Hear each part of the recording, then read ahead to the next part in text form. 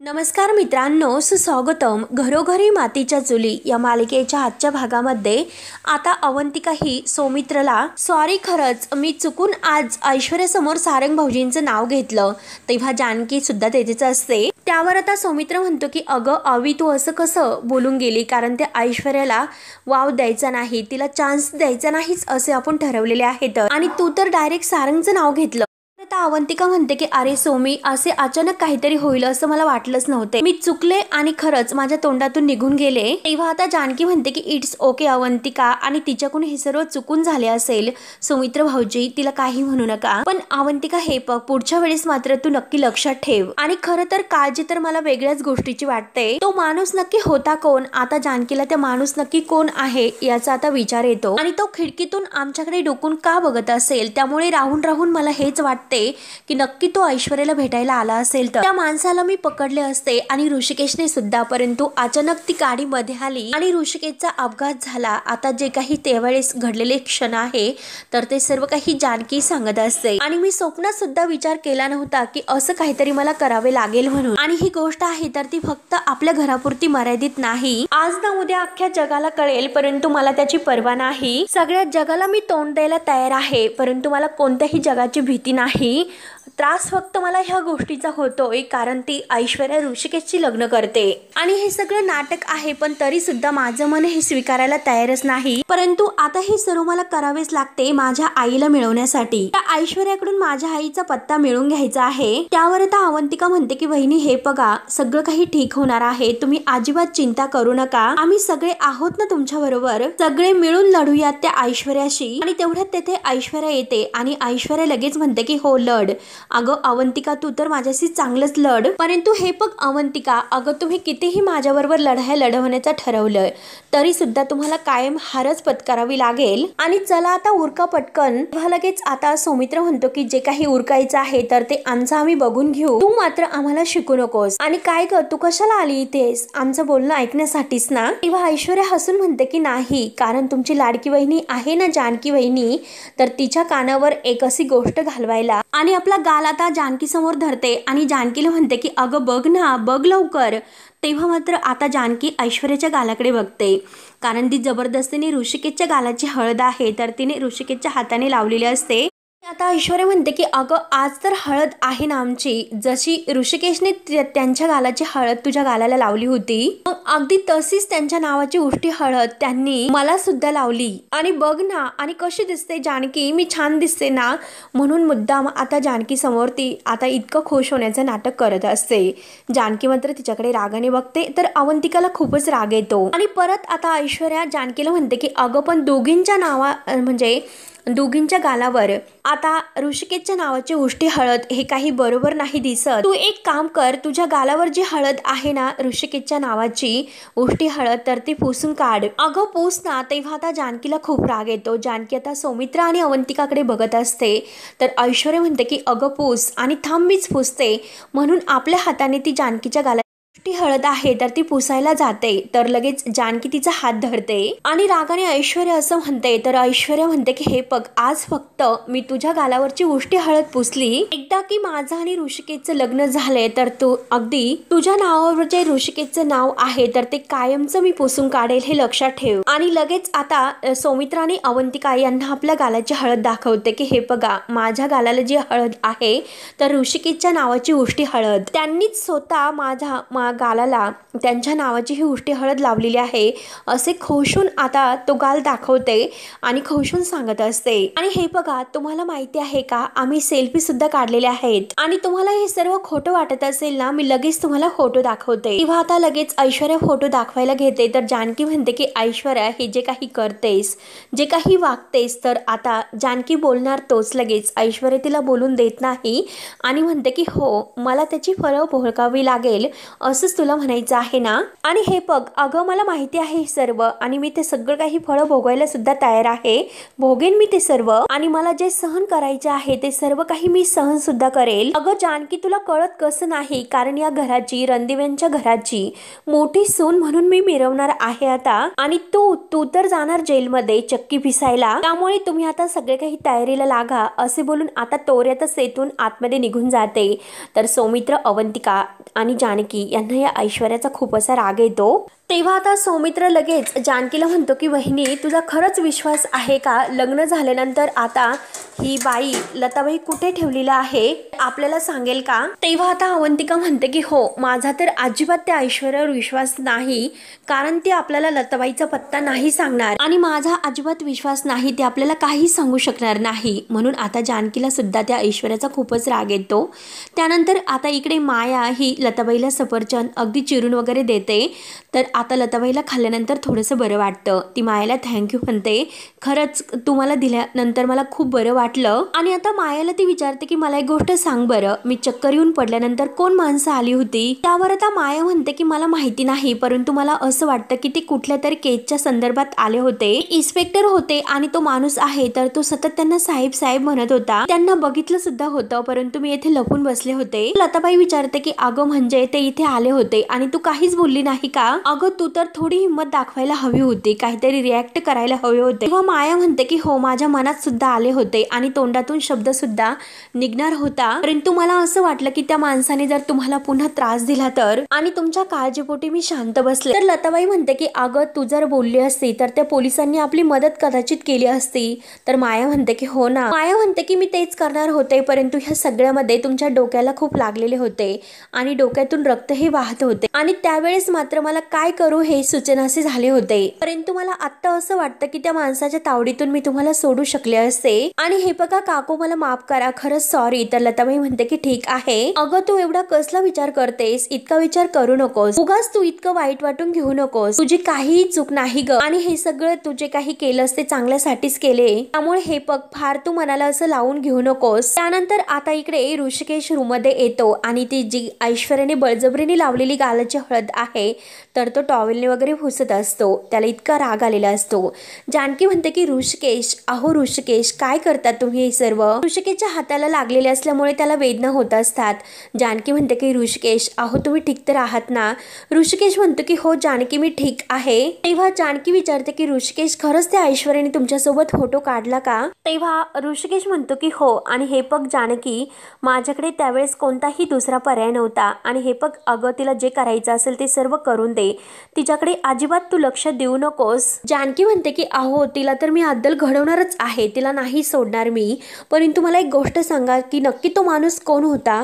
तो का आपल्या खिडकीतून डोकावून बघत असेल? नक्की तो कोण असेल बरं? त्यावर आता ऋषिकेशने त्या माणसाला ओळखलेलं असतं, आणि ऋषिकेश सांगतो की हे बघ, सयाजीराव विखे पाटील. ते ऐकून जानकीला तर धक्काच बसतो. जानकी म्हणते की काय बोलतात, सयाजी काका? आणि ऋषिकेश, तुम्ही त्या माणसाचा चेहरा बघितलास का? तर ऋषिकेश म्हणतो की नाही जानकी, परंतु मला तसे वाटते, मला संशय आहे की नक्की ते सयाजीराव विखे पाटील असतील. जानकी म्हणते की अहो, सयाजी काका तर जेलमध्ये आहे. तर ऋषिकेश म्हणतो की जानकी, हे बघ, तो माणूस खूप शातीर आहे, तो काही पण करू शकतो, आणि हे बघ, आपण एकदा सयाजी काकांना जेलमध्ये जाऊन भेटायला हवे. नक्कीच सयाजी काका जेलमध्ये आहे की काय या गोष्टीची आपण एकदा म्हणजे खात्री करून घ्यायला हवी, तेव्हा आपल्याला कळेल की नक्की काय आहे ते. त्यानंतर आता इकडे ऐश्वर्या डॅडाला भेटायला जेलमध्ये आलेले असते, आणि आता सयाजी हा जेलमधून बाहेर येतो, आणि आता दोघेही गप्पा करत असतात. ऐश्वर्या विचारते की डॅडा कसे आहात? तेव्हा सयाजी काका सांगतो की अगं, खरंच मी तर खूप मजेत आहे, आणि काय तू कशी आहे ते सांग बरं. दोघांना आपल्या खुशालीची विचारपूस करत असतात. सयाजी म्हणतो की अगं, तू स्वतःकडे लक्ष देत नाही असे दिसते, कारण किती वाढली आहेस ग. ऐश्वर्या म्हणते की अहो डॅडा, तसे काही नाही, मी स्वतःकडे खूप काही लक्ष देते, आणि हे बघा डॅडा, त्या रणदिव्यांची मी पूर्णपणे वाट लावून ठेवलेली आहे, आणि डॅडा सारंग केलेला तर तुम्हाला माहितीच असेल. तर आता सयाजी म्हणतो की हो, ते तर तुला तुझ्या आईकडूनच मला कळाले, तेव्हा लगेच आता सयाजी विचारतो की पुढे काय करण्याचं ठरवलेलं आहे तू. तेव्हा ऐश्वर्या म्हणते की पुढे डॅडा अहो रणदीप यांची जी काही प्रॉपर्टी आहे तर ते पेपर्स मिळवण्याचं मी ठरवलेलं आहे तर, आणि ते पेपर्स माझ्या हाती सुद्धा लागले, परंतु ती जानकी नेहमीप्रमाणे माझ्या कामाच्या मध्ये आली आणि तिने ते प्रॉपर्टीचे पेपर्स आहे तर ते माझ्याकडून हिसकावून घेतले. तेव्हा सयाजी म्हणतो की काय बोलतेस अगं ऐशू, तुझ्याकडून तिने ते पेपर्स हिसकावून घेतले आणि तू काहीच केले नाही का. त्यावर आता ऐश्वर्या म्हणते की अहो डॅडा तुम्ही कसला विचार करतास, तुम्हाला असे वाटले का मी काहीच करणार नाही का. आता हे बघा मी असा डाव टाकलेला आहे की ज्यामुळे त्या जानकीच्या पायाखालची जमीनच सरकेल. तर सयाजी विचारतो की नेमकं तू काय केलेलं आहे. तेव्हा ऐश्वर्या लगेच आता ऋषिकेशच्या आणि तिच्या लग्नाची पत्रिका मात्र सयाजीला दाखवते. सयाजी आता खूप खुश होतो, हसायला सुरुवात करतो. मोठमोठ्याने हसून तो ऐश्वर्याला म्हणतो की म्हणजे तू आता ऋषिकेशशी लग्न करते तर. तेव्हा ऐश्वर्या म्हणते की हो तर आता मात्र मी त्या ऋषिकेश सोबत लग्न करेल आणि त्या जानकीला एक एक असा धडा शिकवेल, कारण तिने प्रत्येक गोष्ट माझ्याकडून हिसकावून घेतलेली आहे. मी तिला नाही सोडणार, तिच्याकडून तिचा नवरा तिचं सर्वस्व सर्व काही मी हिरावून घेणार आहे, तिला मी नाही सोडणार. तेव्हा आता हे ऐकून सयाजीला खूपच आनंद होतो. सयाजी खूप हसत असतो. तर ऐश्वर्या पुढे म्हणते की डॅडा हे बघा एकदा की ऋषिकेश सोबत माझं लग्न झालं तर सगळं काही प्रॉपर्टी माझ्या ताब्यात येणार आहे आणि त्या रणदिव्यांच्या प्रॉपर्टीवर फक्त आणि फक्त माझा हक्क असणार, कारण मी त्या घरातील मोठी सून असेल. त्यावर आता सयाजी म्हणतो की खरंच तू तर खूप भारी काम केलंस आणि हे जे काही आहे ना ते एकदम अगदी मस्त जमवलंस. तेव्हा ऐश्वर्या म्हणते की अहो डॅडा जमवणारच ना, शेवटी मुलगी कोणाची आहे. तर सयाजी हसतो आणि म्हणतो की सयाजीराव विखे पाटलांची. तेव्हा ऐश्वर्या खुश होते. तर सयाजी विचारतो की आयशू पण हे सर्व तू एकटीनेच पार पाडलंस का, मग तू इथे कशासाठी आली. तर लगेच आता ऐश्वर्या सांगायला सुरुवात करते की हे बघा डॅडा तुम्हाला तर माहितीच आहे की जेव्हा मला एखादा प्रश्न पडतो आणि तो माझ्याकडून नाही सुटत तेव्हा त्यावेळेस मी तुमच्याकडे येते. तेव्हा सयाजी विचारतो की बोल ना तुला काय हवं आहे. तेव्हा ऐश्वर्या त्या माणसाबद्दल सांगायला सुरुवात करते की डॅडा हे बघा एक माणूस आहे, जो माणूस मला जानकी आणि ऋषिकेश यांच्या विरोधात मदत करतोय. म्हणजे तो माणूस नक्की कोण आहे आणि तो कसा दिसतो त्याच्याबद्दल मला काही माहिती नाही. म्हणजे जेव्हा तो मला भेटत असतो तेव्हा त्याच्या तोंडाला मास्क असते, तो स्वतःचा चेहरा लपवतो आणि ब्लॅक कलरचा जो काही कोट आहे तर तो घालतो आणि त्याच्या डोक्यात ब्लॅक कलरची हॅट असते आणि हातामध्ये बंदूक असते. त्यामुळे मला तो माणूस नक्की कोण आहे हे नाही ओळखत, नक्की तो कोण असेल, त्या मास्कच्या मागे नक्की चेहरा नक्की कोणाचा असेल हे मला नाही कळत. आणि ते जर मला कळाले असते तर खरंच खूप बरे झाले असते. आणि त्याच वेळेस जानकी आणि ऋषिकेश सौमित्र हे सगळे आता ह्या म्हणजे पोलीस स्टेशनला आलेले असतात आणि इन्स्पेक्टर साहेबांशी ते बोलत असतात. आता घडलेला सर्व काही प्रकार ऋषिकेश इन्स्पेक्टर साहेबांना सांगतो, कारण त्या माणसाने चेहऱ्याला मास्क लावलेला होता. जर त्याच्या चेहऱ्याला मास्क नसता तर तो माणूस मी ओळखला असतो. त्याबद्दल आता सगळं काही आता इन्स्पेक्टर साहेबांना सांगितले जाते. इन्स्पेक्टर साहेबांना सांगतो की मी तुम्हाला हे सर्व सांगण्यासाठी येणार होतो, परंतु घरामध्ये हळदीचा कार्यक्रम सुरू आहे, त्यामुळे मला असं वाटतं की तो माणूस दुसरा तिसरा कोणी नसून नक्की सयाजीरावच आहे. त्यावर आता इन्स्पेक्टर साहेब म्हणतात की अहो पण हे कसं शक्य आहे, कारण सयाजीराव विखे पाटील जेलमध्ये आहेत. ऋषिकेश विचारतो की नक्की. तर आता इन्स्पेक्टर साहेब सांगतात की हो 200%, कारण आजच ऐश्वर्या त्यांना भेटायला सुद्धा आलेली आहे. तेव्हा ऋषिकेश म्हणतो की जर ऐश्वर्या असंच सयाजीरावांना येऊन भेटत असेल तर कसे सगळं काही म्हणजे सयाजीरावांच्या सांगण्यावरूनच ते हे सर्व करत असेल, हे कशावरून असेल. त्यावर आता जानकी म्हणते की हो हे करेक्ट आहे. तर सौमित्र म्हणतो की दादा हे बघ मला नाही वाटत की त्यांच्या सांगण्यावरून हे सर्व करेल म्हणून, तिचं स्वतःचं डोकं काही कमी नाही हे असल्या कुरापती करण्यासाठी. तेव्हा ऋषिकेश म्हणतो की हे सर्व खरं आहे, परंतु ऐश्वर्या येथे सयाजीरावांना का भेटायला आली असेल. तेव्हा जानकी म्हणते की नक्की काहीतरी गडबड आहे, परंतु हे सगळं शोधत बसण्यापेक्षा त्या ऐश्वर्याला आपण धडा शिकवायला हवा. एवढं सगळं होऊन सुद्धा ती सयाजीरावांना भेटायला येते, तर त्यामुळे आता आपल्याला तिच्या भाषेतच तिला उत्तर द्यावे लागेल. त्यानंतर आता इकडे सारंग, इकडे कोणीही अजूनपर्यंत आलेले नाही म्हणून सगळ्यांची वाट बघत असतो. अजूनपर्यंत कोणी कसं आलं नसेल. सौमित्र दादा सुद्धा अजूनपर्यंत नाही आला आणि ऋषिकेश दादा सुद्धा आणि जानकी बहिणी सुद्धा नाही. त्यांना तर आता हे सर्व सुद्धा माहिती आहे की मी इथे एकटा आहे म्हणून, आणि तेथे काय सुरू आहे हे कळायला सुद्धा मला काही मार्ग नाही. म्हणून सारंग आता स्वतःला त्याला इतका राग येत असतो की एकटाच आता इथे पडून राहा, दुसरा काही कळायला सुद्धा मार्ग नाही। तेव्हा आता कोणी इकडे आले नाही म्हणून त्याच्या डोक्यात आता एक विचार येतो की नक्की मी घरी फोन करून बघू का, पण तो फोन मात्र नक्की कुणाला करणार, कारण सगळेजण गडबडीत असतील। मी तर आता आईलाच फोन करतो, कारण आईला तर सगळं काही माहिती आहे, त्यामुळे तिलाच मी फोन करून बघतो। म्हणून तो लगेच आता सुमित्राला फोन करतो। त्यानंतर ऐश्वर्या सयाजीरावाला विचारत असते, तुम्हाला नक्की अशा माणसाबद्दल काही माहिती आहे का, हॅट वगैरे घातलेला, काळा कोट घातलेला? तर सयाजी म्हणतो की अगं मला कसं माहिती असेल, जर तो माणूस माझ्या ओळखीचा असता तर मला हे माहिती नसते का? तेव्हा मात्र आता लगेच ऐश्वर्या म्हणते की महिपत काकांचा कोणी माणूस? तेव्हा लगेच सयाजी म्हणतो की नाही, ते नसेल, त्याचा जर असा कोणताही माणूस असता तर त्याने मला सांगावाच झाडला असता, त्याबद्दल माहिती दिली असती। तेव्हा ऐश्वर्या सुद्धा विचारते की मग डॅडा तो माणूस नक्की कोण असेल? तर सयाजीराव आता विचारात पडतो आणि म्हणतो की हे बघ, जो कोणी तो माणूस असेल तर त्याला शोधून काढायला हवे। मला एक गोष्ट सांग बरं, त्या मदतीच्या बदल्यामध्ये तो तुझ्याकडून काही मागत तर नाही ना? तर ऐश्वर्या म्हणते की नाही हो डॅडा, तो माणूस तसं काही करत नाही, परंतु डॅडा हे बघा, तो सतत माझ्यावर लक्ष ठेवून असतो। आणि हे बघा डॅडा, तर म्हणजे काही रणदिव्यांचे प्रॉपर्टीचे पेपर्स आहेत ना, तर ते त्याला देणार आहेत, म्हणजे ती प्रॉपर्टी, आणि त्या बदल्यात तो मला पैसे देणार आहे। तर सयाजी विचारतो की किती पैसे देणार आहे? तर ऐश्वर्या म्हणते की 50 करोड। ते ऐकून आता सयाजी म्हणतो की काय बोलतोयस, आणि लगेच उठून उभा राहतो। तर ऐश्वर्या म्हणते की हो डॅडा, आणि हे बघा, एकदा ही डील अगदी पक्की झाली आणि ते पैसे एकदा माझ्या हातात आले आणि हे रणदिवे एकदा रस्त्यावर गेले, लवकरात लवकर मी तुम्हाला येथून जेलच्या बाहेर काढेल। तेव्हा आता सयाजी म्हणतो हे सगळं काही प्रॉपर्टीच्या पेपरचं सोड ग, परंतु तू त्याला काही विचारले नाही का? तेव्हा ऐश्वर्या म्हणते की हो विचारले, परंतु जेव्हा मी त्याला विचारले आणि तो पटकन माझ्या अंगावर खेकसून आला आणि त्याने मला चांगलंच धमकावलं। त्याने मला सांगितले की फक्त पैशाबद्दल आणि प्रॉपर्टीच्या पेपर्स बद्दलच बोलायचे, बाकीच्या कोणत्याही पंचायती नाही करायच्या। पण तरी सुद्धा मी त्याला पुन्हा विचारले, तेव्हा मात्र आता त्याने मला पटकन सांगून टाकले की मला रणदिव्यांच्या प्रॉपर्टीमध्ये नाही, तर जानकीच्या म्हणजे भूतकाळात अगदी रहस्य आहे। तेव्हा आता हे ऐकून सयाजी म्हणतो की काय बोलतेस? तर ऐश्वर्या म्हणते की हो, मला सुद्धा हे ऐकून अगदी शॉक बसला होता। आणि हे बघा डॅडा, मी त्या माणसाला विचारण्याचा खूप प्रयत्न केला होता, परंतु तो सांगायला तयार नाही, परंतु सध्या मात्र त्या माणसाची मला खरंच खूप मदत होते, त्यामुळे माझ्या हात हे दगडाखाली आहेत। तर लगेच आता सयाजी म्हणतो की जाऊन दे, एकदा की तुझं काम झाले तर आपण त्याचा काटाच काढूया। तेव्हा ऐश्वर्या म्हणते की मी तर त्याचा काटा काढणारच आहे, मी त्याला नाही सोडणार, फक्त त्या मुखवट्या मागचा चेहरा कोणाचा आहे हे फक्त कळायला हवे।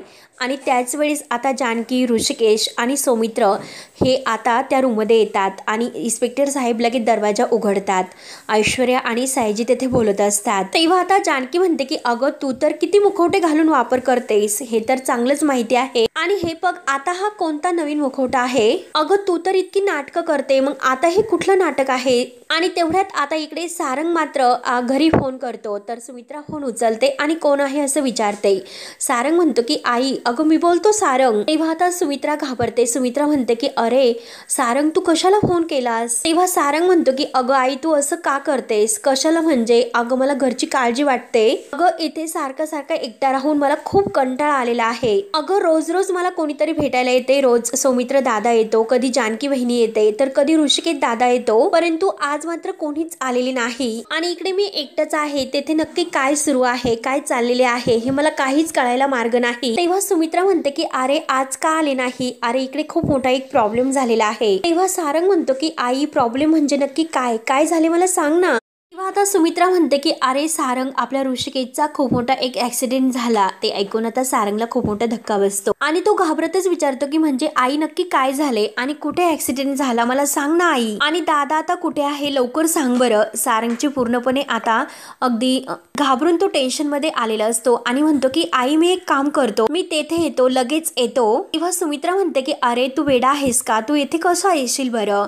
सारंग म्हणतो की आई, दादाचा ऍक्सिडेंट झाला, मग मी येथे थांबून काय करू? तेव्हा सुमित्रा म्हणते की सारंग, हे बघ, तू अगोदर शांत हो, इतका मोठा ऍक्सिडेंट झालेला नाही, आणि हे बघ काय झाले, तो मास्क मॅन आहे ना, तो आला होता, तर त्याच्या मागे ऋषिकेश धावत होता आणि तो खाली पडला, आणि तेव्हा एका गाडीसमोर आल्यानंतर तो खाली पडल्यानंतर त्याला थोडंसं खरचटले।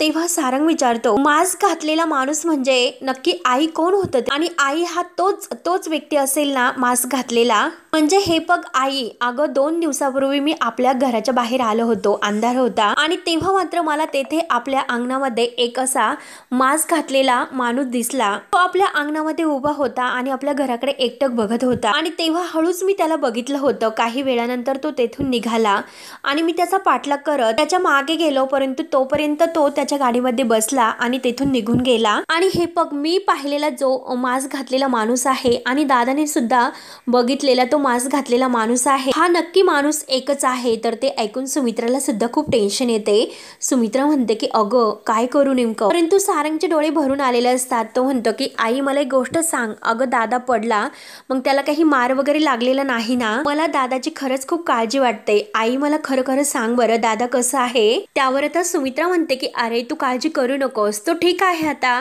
तो बाहेर गेलेला आहे. तेव्हा आता सारंगचे डोळे भरून येतात. सारंग म्हणतो की हे बघ आई, मी फोन केला होता, हे तू त्याला आल्यानंतर सांग आणि त्याला त्याची काळजी घेण्यासाठी सुद्धा सांग. आणि हे बघ आई, तू सुद्धा स्वतःची काळजी घे. तर आता सुमित्रा म्हणते की सारंग ठेवते बर का बाळा. आणि तेव्हा आता सारंग म्हणतो की ठीक आहे. आणि फोन ठेवल्यानंतर सुमित्रा जेव्हा मागे वळून बघते तर आता ह्या ऐश्वर्याच्या म्हणजे तोंडाला लागणारी, ऐश्वर्याला प्रत्येक गोष्ट सांगणारी आजीने आता सुमित्राचं आणि सारंगचं सगळं काही बोलणं ऐकलेले असते.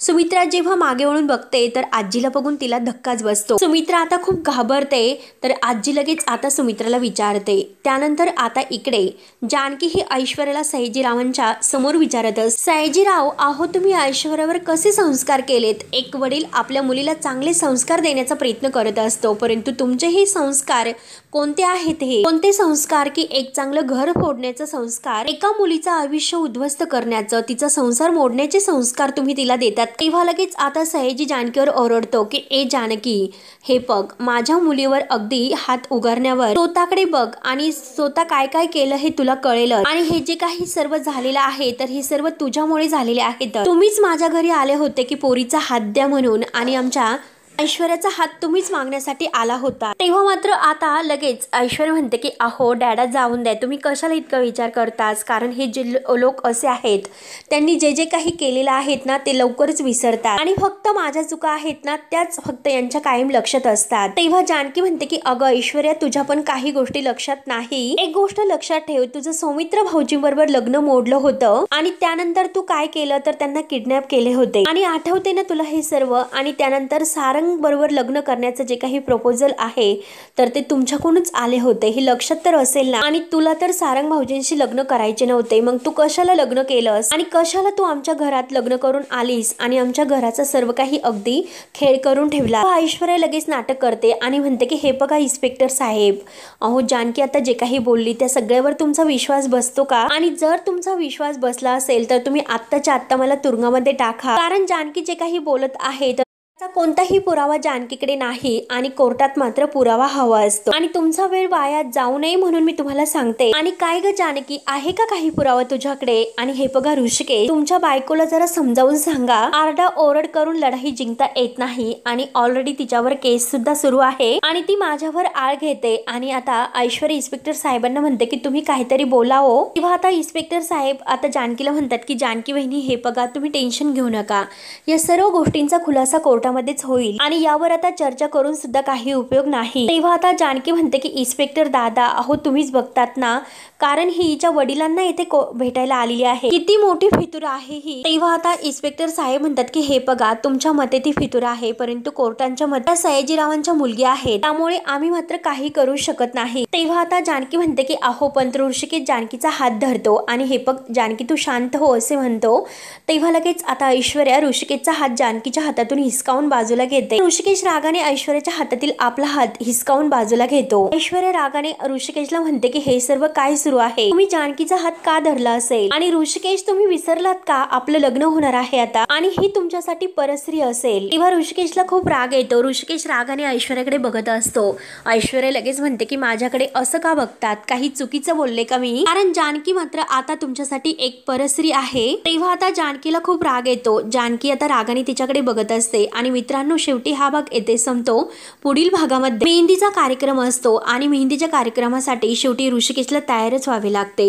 ऐश्वर्या तर नटून तयार असते आणि माझ्या हातावर मात्र मेहंदी एकच व्यक्ती मेहंदी काढेल आणि ती व्यक्ती म्हणजे जानकी। आणि रागाने जानकीला धरून ती आपल्या पायाशी ठेवते आणि तिला म्हणते की हे बघ, फक्त माझ्या हातावर अगदी मेहंदी काढायची नाही तर नाव सुद्धा माझ्या नवऱ्याचं काढायचं आहे, ऋषिकेश नाव काढायचं आहे। आणि तेवढ्यात आता जानकी ऋषिकेशकडे बघत असते आणि ऋषिकेश जानकीकडे। आणि त्याच वेळेस आता शेवटी नाईलाजाने जानकीला त्या मेहंदी म्हणजे कोण घेऊन ऐश्वर्याच्या हातावर नाव काढायला घेते। तोच लगेच नाना तेथे येतात। नाना हे अगदी जोरात ओरडतात की थांबा हे सगळं। तेव्हा सर्वजण नानांकडे धक्क्याने बघत असतात। तेव्हा मित्रांनो आता पुढे काय होईल हे बघण्यासाठी आपल्या चॅनलला नक्की सबस्क्राईब करत राहा। धन्यवाद।